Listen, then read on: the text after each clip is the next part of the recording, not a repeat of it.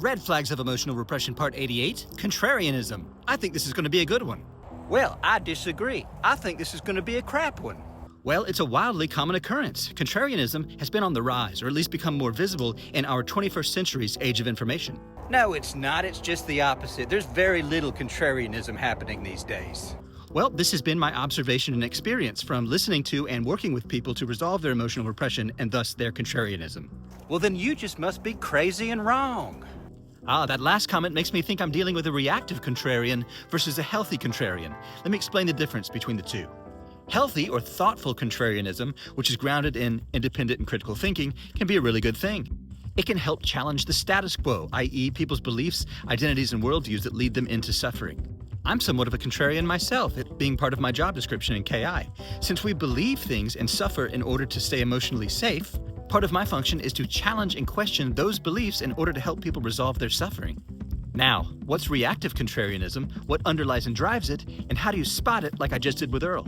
Reactive contrarians typically defy and oppose for defiance and opposition's sake, right? So they're disagreeing because the majority agrees, not because they think independently and critically, and not because they're trying to help.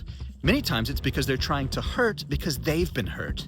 Which brings us to what drives reactive contrarianism. You guessed it, buried and repressed emotions. When people are forced to repress their emotions in childhood, like hurt and anger, then they're forced into identities or deficiency stories, such as, I'm unseen, I'm misunderstood, I'm powerless, I'm wrong. And when people are trapped in these emotional repression-driven stories of self, guess what they're compelled to prove? That they're seen, that they're understood, that they're powerful, that they're right, and they do so by reflexively defying, opposing, contradicting, and trolling. It's basically misery loves company. When people are suffering this way, they tend to hide under metaphorical bridges and practice reactive contrarianism. So, how do you spot it? Quick answer, it's emotional. The last thing Earl said to me in our back and forth earlier was, you must be crazy and wrong. And I could feel his both buried repressed childhood hurt and anger in that comment. Not to mention his long-term identity that he's crazy and wrong. And I know from lots of experience that people treat each other the way they feel about themselves, so I didn't take it personally. But the indicator is ultimately this. Is what someone's saying coming from buried and repressed emotions? Another way of asking it, does what someone's saying feel like they're talking to a parent or a child?